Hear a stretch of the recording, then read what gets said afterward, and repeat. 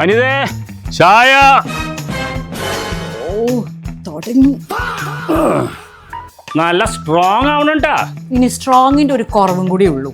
ചായക്ക് നല്ല രുചി വേണം. ഓ ഇനി രുചിയുള്ള ചായ എങ്ങനെ ഉണ്ടാക്കാൻ? ഞാൻ ഉണ്ടാക്കി തരാം. ഒന്ന് നീ ഉണ്ടാക്കാം.